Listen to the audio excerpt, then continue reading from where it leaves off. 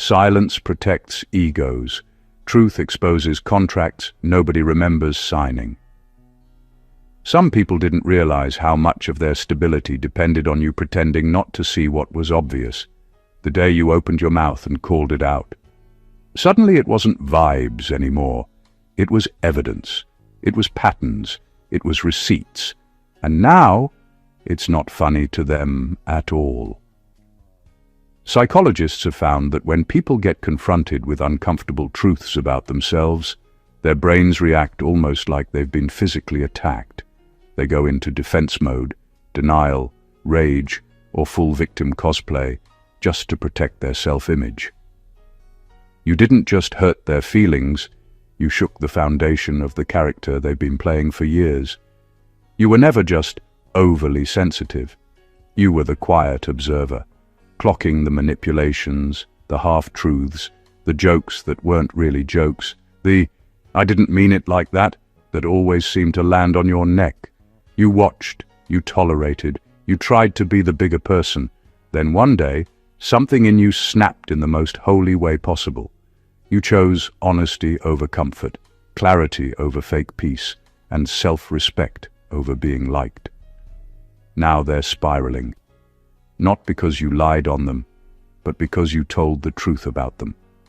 They're rewriting history, sending paragraphs, posting subliminals, acting confused in group chats like, "I just don't know what I did," when you both know your outburst was just you reading out loud what's been written in their behavior for years.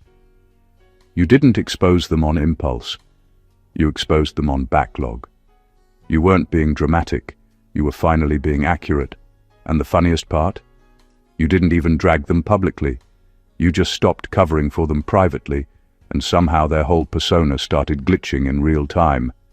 This is what happens when a chosen one refuses to be the emotional mute in everyone else's story. Your voice walked into the room, pulled the rug, and revealed the mess they were hoping would stay under there forever. Now they're flailing, panicking, over-explaining, and doing everything except the one thing your calling out invited them to do: self-reflect. So in this video, we're going to break down exactly why they're spiraling now that you've called out everything, point blank, period. Why your truth hit them like a mirror they didn't order, and why their breakdown is less about you being wrong and more about you no longer being controllable. Get comfortable, because once you see what's really happening here, you won't feel guilty for speaking up. You'll finally understand why they were so invested in keeping you quiet. Number one, you weren't mean, you broke the spell.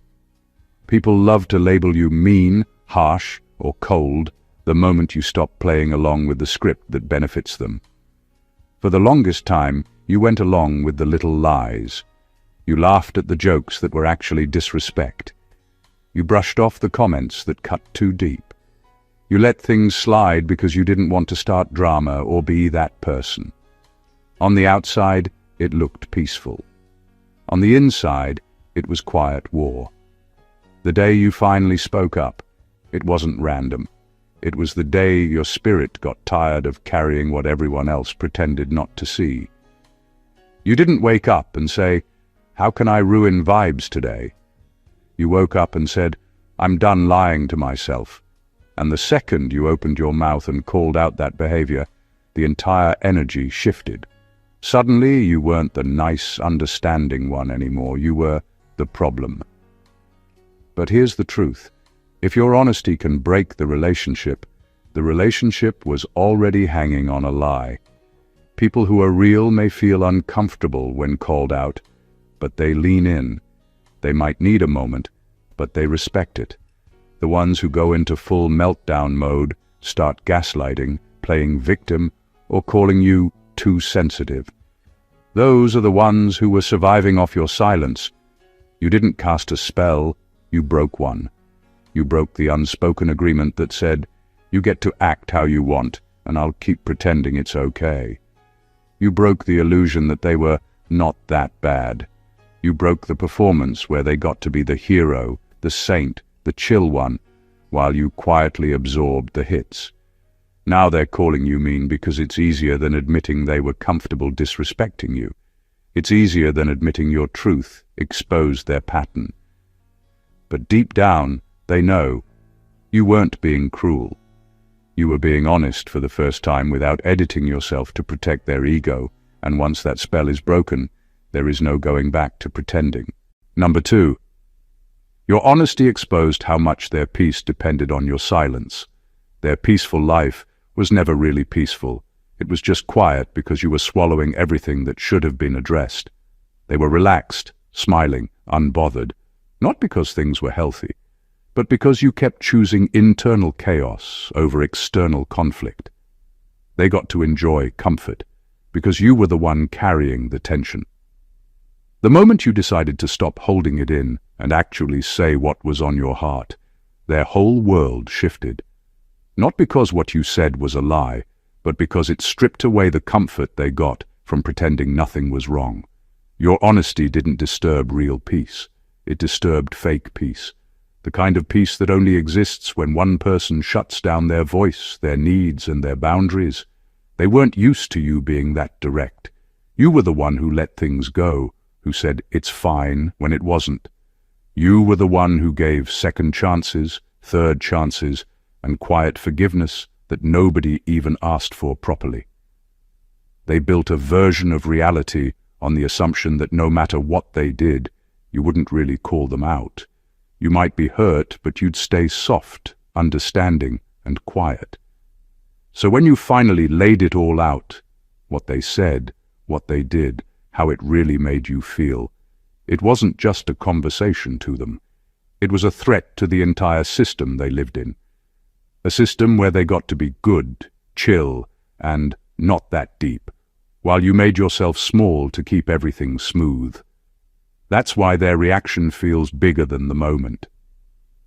They're not only reacting to what you said today, they're reacting to the fact that you might never go back to that silent version of yourself again. That scares them, because if you stop editing yourself to protect their calm, they have to either grow up and face their behavior or lose you. Their peace was never mutual. It was rented comfort paid for with your silence. And the day you spoke up, you showed who was really holding everything together. And it wasn't them. Number 3. You didn't change. You just stopped shrinking, and that threatened their whole identity. For years, you made yourself smaller to keep the peace. You dimmed your voice, swallowed your opinions, softened your boundaries, and edited your reactions to fit into their world. You minimized your feelings so their ego could stay comfortable. You weren't being mean or difficult. You were surviving in a system where your presence had to be quiet for them to feel safe. Then something shifted. You didn't suddenly become someone else. You didn't wake up and decide to be harsh or cold. You simply stopped shrinking. You stopped apologizing for existing the way you exist. You stopped softening your truth just so they could keep thinking the world revolves around their comfort. You stopped hiding your reactions, your needs, and your clarity. You stopped bending, and in that act, you became unrecognizable to them, not because you changed, but because you finally matched your space and energy to reality. And that's when the panic set in. Their identity depended on you being the smaller one, the quiet one, the one who could be molded or ignored without consequence. They built a version of themselves around your submission, the generous friend, the patient partner, the good person who always had it together. That version only worked if you stayed muted. The second you stopped shrinking, the carefully constructed illusion cracked. Suddenly they were forced to face the reality that they had been coasting on someone else's restraint. Their meltdown isn't about you being too much. It's about them realizing that the dynamics they relied on are gone. The comfort of having someone constantly adjust to their ego, excuses, and manipulations has vanished. And that's terrifying for them because their identity was never complete. It was propped up by your silence. You didn't need to change to shake them. You just reclaimed the space you've always deserved. Your presence, unapologetic and fully aligned with your truth, isn't a threat to you. It's a mirror that forces them to see the gap between who they pretend to be and who they actually are. And that realization, that's what makes them spiral. Number 4, their meltdown is proof you touched the exact wound they swore nobody could see.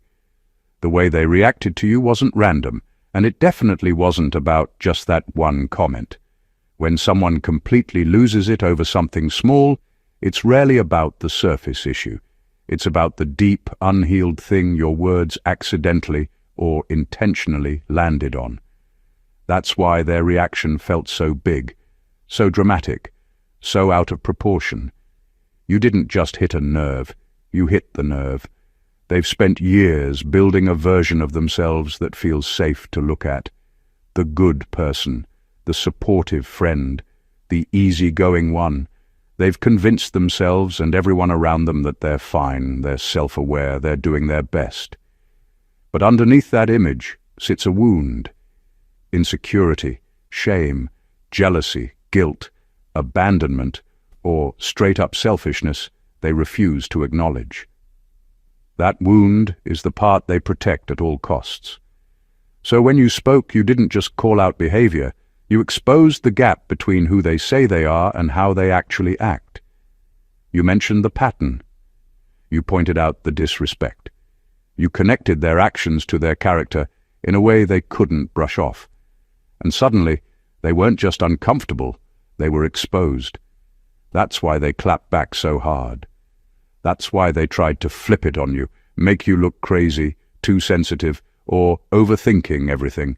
That's why they cried, yelled, went cold, started telling people you attacked them. It's all defense. It's all cover. Because if they sit with what you said for even 2 seconds without deflecting, they'd have to admit, you weren't being cruel. You were being accurate. People don't shake, rage, and spiral over things that don't touch something real.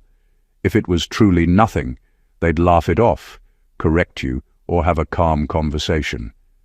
Instead, they went into full emotional lockdown because your words hit the exact spot they've been avoiding in themselves. Their meltdown isn't proof that you crossed a line. It's proof you crossed the line they drew around their favorite lie. And deep down, whether they admit it or not, that's exactly why they can't stop thinking about what you said. Number 5. You didn't ruin the relationship. You removed the emotional discount they were living on. For the longest time, they were getting the best of you without giving much in return. You gave time, attention, patience, forgiveness, and understanding while they contributed little, sometimes almost nothing, to keep things balanced. You carried the weight of the connection, softened the edges of their behavior, excused the disrespect, and tolerated the inconsistencies, all while their effort stayed minimal. They didn't even have to notice. They had the comfort of knowing you would always absorb the imbalance. When you finally called them out, it wasn't an act of destruction. It was an act of correction. You weren't cutting them off for the sake of drama. You were recalibrating the account. The relationship had been running on an emotional discount, a silent agreement that your energy, patience, and care were endless and free. By naming the truth, by pointing out the pattern, by refusing to swallow it quietly anymore, you simply made the bill clear. The balance they were enjoying without contributing was no longer acceptable. Calling them out didn't take away the connection. It demanded honesty and accountability. It forced them to recognize that your kindness isn't unlimited, that your boundaries aren't negotiable, and that respect is a requirement, not a suggestion. The relationship wasn't ruined, it was leveled, and the discomfort they're feeling isn't about you being harsh or mean. It's about realizing that the easy ride they've been enjoying is over. This is why their reaction seems so dramatic. They weren't prepared to deal with the truth. They had been living comfortably on your energy, expecting it to be free and endless. And now, when the emotional debt has been called, they can't handle the reality that the connection requires balance, respect, and reciprocity. You didn't destroy anything. You simply stopped letting them cheat the system. You updated the terms to match reality, and that truth is heavier than any lie they were holding on to. The relationship can survive, but only if it starts operating on honesty, equality, and real effort. Number 6, they're not mad you called them out. They're mad you can't be emotionally blackmailed anymore. For years, they relied on your patience, your empathy, and your fear of confrontation to keep them comfortable. Whenever they overstepped, they had a system: the tears, the guilt trips, the passive-aggressive digs, and the silent treatment. All designed to make you doubt yourself, apologize, or bend back into the role they needed you to play. You were the safety net for their excuses, the buffer for their mistakes, the person who would always soften the blow. Then you stopped shrinking. You stopped letting their emotional tactics control you. You stopped apologizing for things that weren't your fault. You stopped pretending their manipulations were accidents. And suddenly, the tools they've been using to bend you to their will lost all power. They realized that the old rules no longer applied. You were no longer the person they could guilt, confuse, or coerce into maintaining their comfort at the expense of your peace. That's why the meltdown isn't about the things you said. It's about the power shift. They're frustrated and angry not because they were exposed, but because the leverage they've been using for years has vanished. The tears, the silent treatment, the victim stories, the desperate attempts to make you feel bad or question yourself, these aren't authentic expressions of pain. They're strategies to pull you back into the contract where they always win and you always lose. The real panic comes from the fact that they no longer know how to manipulate the situation. They've counted on your compliance for so long that your refusal to be controlled threatens their sense of stability. You didn't give them permission to keep using you, and now they're realizing that your boundaries are firm, your awareness is sharp, and your patience for manipulation is gone. You didn't break them. You broke their access to control. Their anger is the echo of their own powerlessness, and your clarity is the mirror they've been avoiding for far too long. Number 7. You became dangerous the moment you stopped needing their version of you to feel valid. As long as you were trying to be good enough in their eyes, they were comfortable. They could shape how you saw yourself with a look, a comment, a bit of praise, or a bit of silence. If they approved, you felt worthy. If they withdrew, you felt like you'd done something wrong. Your mood, your confidence, and sometimes your decisions moved around their reactions. You didn't realize it at the time, but your power was quietly sitting in their hands. They had a version of you they loved, the humble, apologetic, always trying, always explaining, "I hope I'm not doing too much" version. The version that double-texted, over-explained, over-gave, and over-understood. The version that questioned your own feelings the second they didn't agree with them. That version made them feel big, necessary, superior, or in control. As long as you lived inside that mold, they felt safe. Then something shifted.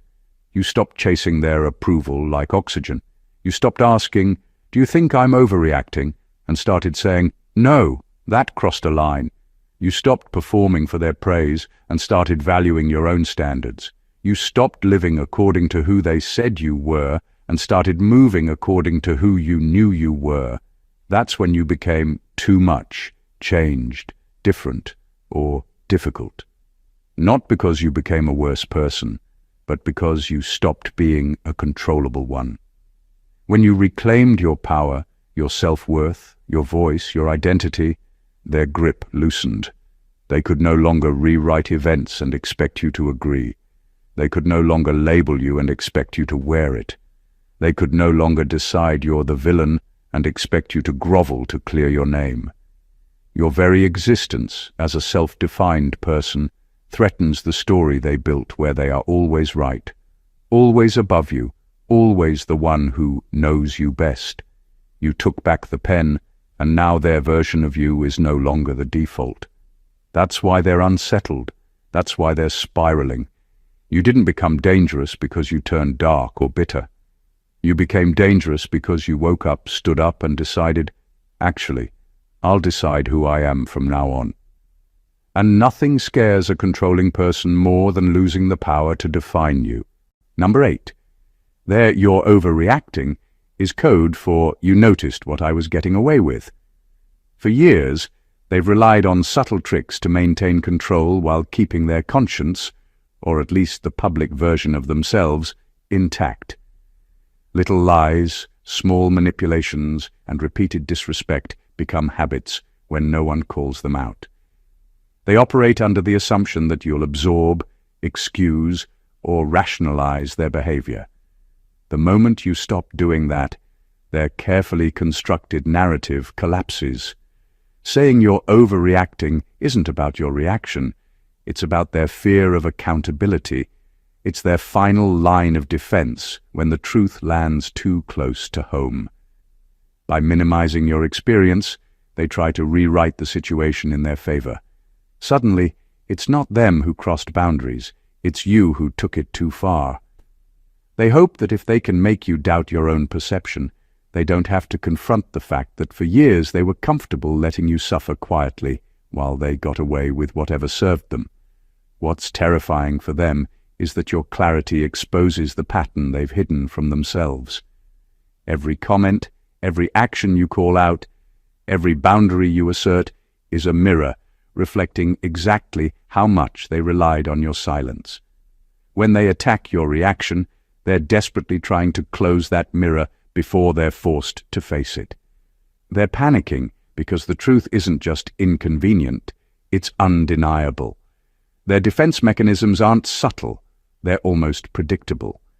Minimize, gaslight, distract, blame. Anything to avoid holding themselves accountable for what you endured silently. The moment you stop letting them rewrite reality, the only option left for them is confrontation with their own behavior, and that is uncomfortable, terrifying even, because it means admitting they were complicit in their own comfort at your expense. You didn't overreact. You didn't lose perspective. You simply woke up to the reality they hoped you'd ignore forever. Your truth isn't dramatic, it's accurate. And that accuracy is what scares them more than anything else. Number 9. You didn't expose them to be petty. You exposed them so you could stop lying on their behalf. For the longest time, you were their quiet damage control. Anytime they messed up, you were the one smoothing things over, explaining their behavior to others, translating their disrespect into they're just stressed, turning their patterns into they didn't really mean it like that. You weren't doing it because you loved lying. You were doing it because you cared, because you hoped they would grow, and because you thought protecting their image was part of being loyal. You became their unofficial spokesperson. When people raised eyebrows, you defended them. When others complained, you gave context. When someone tried to call them out, you stepped in with the "they're not usually like this" speech. Meanwhile, you were the one taking the hits behind the scenes. The jokes that weren't really jokes, the dismissiveness, the selfish choices, the hypocrisy. You saw it all, felt it all, and still chose to cushion it. But there comes a point where protecting someone stops being love and starts becoming self-betrayal. At some point, you realized their growth was only happening in your imagination. They weren't changing, they were getting more comfortable. Why wouldn't they? Every time their behavior caused damage, you were right there patching it up, softening the blow, making them look better than they actually were. So when you finally called things out, it wasn't a random outburst or a bitter move, it was a resignation letter. You were done being their unpaid PR team. You were done being the one who made them look mature while they behaved recklessly. You were done being the person who swallowed the truth so their reputation could stay polished. And that's why they're so offended. Not just because you spoke, but because your silence was part of their brand. You stepping back means people now see them without your editing. No filters, no softening, just them and their choices. Calling them out wasn't about destroying them. It was about freeing yourself. You chose your integrity over their image. You chose honesty over pretending. You decided, if you want to look good, you can earn it with your actions. I'm not protecting what you refuse to fix. You didn't become petty. You became honest. And for someone who's been living off your quiet protection, that honesty feels like the loudest thing in the world. Number 10. Your clarity killed the version of them that only existed because you kept doubting yourself. For the longest time, they were able to live as the good person in your story because you kept editing your own reality to protect that image. They could say something hurtful, and you'd tell yourself, maybe I'm too sensitive. They could dismiss your feelings, and you'd think, maybe I'm asking for too much. They could cross your boundaries, and you'd say, maybe I didn't explain myself well enough. Every time you doubted what you felt, you were quietly giving them room to stay the hero in a story where they were also causing damage. They didn't just benefit from your kindness, they benefited from your confusion. As long as you were unsure, they could keep wearing that "I'm a good person, I'd never do that" costume with full confidence. If you confronted something, they could twist it, minimize it, flip it back on you, and because you were already used to doubting yourself, you'd back down. You'd apologize, you'd soften, you'd let it slide, and that allowed their good person persona to survive another day. Then one day, your clarity came online. Not loud, not dramatic, just solid. You started looking at patterns instead of excuses. You stopped explaining away every red flag. You stopped taking their tone more seriously than your own truth. You trusted how your body reacted around them. You believed your memory, your intuition, your discernment. And the second you did that, their costume started falling apart, because their goodness was never based on consistent actions. It was based on your willingness to reinterpret those actions as harmless. Once you stopped doing the emotional gymnastics, their behavior looked exactly like what it was: selfish, dismissive, manipulative, or just plain careless. No more, maybe I'm crazy. No more, maybe it's just me. You finally admitted to yourself, no, this is real. It's been real. That's when things shifted. They felt that the old tricks weren't working anymore. The gaslighting didn't land the same. The guilt didn't sit in your chest the same way. The confusion that used to shut you down turned into confirmation. Your clarity destroyed the fantasy version of them that had been living rent-free in your mind, protected by your self-doubt. Now they're uncomfortable, not because you turned against them, but because you stopped turning against yourself to protect them. And without your doubt, their mask doesn't fit like it used to. Number 11. Their downfall isn't karma. It's the natural collapse of a life built on unchallenged behavior. For years, they thrived in a world where no one held them accountable.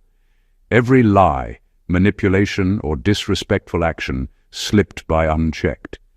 Every time someone softened the blow, excused their behavior, or swallowed their own truth to keep the peace, they learned that the rules didn't apply to them.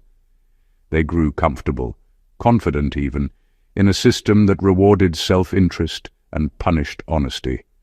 That comfort became their reality, and in that reality they could act however they wanted without consequence. But that system only works as long as someone keeps feeding it. It only works as long as people let them off the hook, apologize on their behalf, or ignore the harm they caused. Once someone stops enabling them, once someone refuses to be the buffer, the house of cards starts to shake. And that's exactly what happens when you stop being pliable. You remove the safety net, the unearned protection they were depending on, and suddenly their carefully constructed life, one that only functioned when no one challenged it, starts to crumble. This isn't a punishment you administered. It isn't revenge. You didn't cast a spell. You simply stopped playing the role they expected you to play. You no longer allowed them to manipulate your emotions, dismiss your boundaries, or rewrite reality to suit themselves. And the truth is, their downfall is a reflection of the reality they refuse to face. If you live off other people's patience, forgiveness, or silence long enough, it becomes impossible to maintain the illusion forever. Take away their ability to bend the world to their comfort, and all that's left is who they actually are. A life built on convenience, manipulation, and unchallenged behavior doesn't have the structure to survive scrutiny. It collapses because it was never grounded in integrity, honesty, or accountability. It was only built to work as long as you let it. You didn't ruin them. You just made them live in a world where their behavior finally has consequences. And that's why they spiral, panic, and lash out. They are meeting themselves for the first time without the crutch they've been leaning on for so long. Number 12. You didn't go too far. You finally matched your words to the pain you've been hiding in your body. People love to say, you didn't have to say all that, but what they don't understand is that all that has been sitting inside you for years. That one moment where everything came out raw and unfiltered wasn't about a single event, a single comment, or a single day. It was the pressure of everything you've been swallowing, shrinking, and silencing finally reaching a point where it couldn't stay trapped in you anymore. You didn't explode out of nowhere. You overflowed from somewhere very real. For the longest time, your body has been carrying the truth your mouth was too scared to speak. The tight chest after a disrespectful comment. The knot in your stomach when they dismissed your feelings. The headache that showed up every time you had to be in the same space with them and pretend everything was okay. You called it stress, tiredness, or overthinking. But it was your body storing every unspoken boundary, every ignored hurt, every time you let something slide to avoid conflict. So when you finally spoke up and everything came out, every example, every pattern, every buried memory, it wasn't an overreaction, it was alignment. Your words finally caught up to what your body already knew. You weren't being dramatic, you were being accurate for the first time. You stopped protecting their comfort more than you protected your own nervous system. You stopped letting your body carry what your voice refused to name.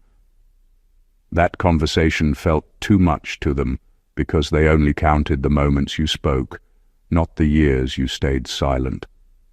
They didn't notice the nights you replayed things in your head, the times you rehearsed what you wanted to say and then backed out, the times you swallowed your feelings so you wouldn't make them uncomfortable. They don't measure weight in years. They measure it in minutes. You, on the other hand, know exactly how long you've been holding it. You didn't go too far. You finally went as far as the pain actually went. That was your truth catching up with your history. And if your honesty felt heavy, it's because it was carrying everything you weren't allowed to put down before. Number 13. You were never the villain. You were the mirror they tried to break so they wouldn't have to change. They've spent years carefully crafting a version of themselves that looks acceptable, reasonable, even admirable. They've relied on people softening the edges of their behavior, excusing their mistakes, and pretending that what they didn't matter. They've counted on silence, confusion, and your patience to maintain the image they wanted the world to see. And when you finally reflected back to them exactly who they were, without editing, without apology, without cushioning, it was unbearable for them to look at. That's why they lash out. That's why they smear your name, twist the story, or paint themselves as the victim. It's easier to attack you than to stare at their own reflection. They tried to make you the villain because admitting the truth about themselves would require effort, accountability, and change, the very things they've avoided for years. Breaking the mirror would be the easiest path, so they take it. But the truth remains. You didn't manipulate, exaggerate, or attack them unfairly. You simply stopped lying on their behalf. You stopped softening reality so they could remain comfortable. You stopped giving them the space to pretend their behavior was harmless. All you did was hold up the mirror and let them see themselves as they truly are, flawed, selfish, dismissive, or careless, depending on the situation. Deep down, even if they deny it to everyone else, they know. They know that the discomfort, the panic, and the attempts to rewrite reality are entirely because you showed them something they've been avoiding. They don't want to see it, but you forced a confrontation with the truth that has no shortcuts. You weren't cruel. You weren't petty. You weren't attacking for the thrill of it. You were honest, you were real, and you refused to carry their illusions any longer. And that honesty, that refusal to protect their image at the expense of your own truth, is what made you a mirror they couldn't handle. Number 14. Your role was never to save them from the truth. It was to save yourself by telling it. Somewhere along the line, you started carrying a job that was never yours. You thought if you were patient enough, kind enough, understanding enough, they would finally wake up, see their behavior clearly, and become better. You took their pain, their excuses, their childhood stories, their stress, and used all of it to justify why they acted the way they did. You kept thinking, if I just love them right, they'll change. But love was never the problem. Accountability was. You were never sent into their life to be a shield between them and the truth. That protector role that made you feel responsible for how they felt, how they looked to others, and how their story unfolded. None of that was your real assignment. That was you over-functioning, over-caring, over-carrying. It felt noble, but it was slowly draining you. Every time you swallowed the truth to avoid hurting them, a part of you was breaking. Every time you lied with your silence, your spirit felt it. When you finally told the truth, not the sugar-coated version, not the half-truth, but the real thing, it wasn't betrayal. It was self-rescue. You weren't trying to destroy them. You were trying not to destroy yourself. You reached the point where staying quiet was more painful than speaking up, where protecting their comfort cost you your peace, your health, your sanity, and your sense of self. You weren't chosen to be their emotional trash can, the one they dump on and never listen to. You weren't chosen to stand on the sidelines as a silent witness to your own mistreatment. You were chosen to wake up, see clearly, and walk away with your soul still intact. That doesn't mean you're heartless. It means you finally realize that your life is not a sacrifice zone for someone else's refusal to grow. If their world starts falling apart without your silence, your protection, or your constant emotional labor, that's not you being cruel. That's just reality catching up. You didn't curse them. You just stopped cushioning the consequences. Your job was never to save them from the truth. Your job was to stop abandoning yourself for it. The truth is simple, but few are brave enough to live it. Calling someone out, standing firm in your boundaries, and refusing to shrink for the comfort of others is not cruelty. It's clarity.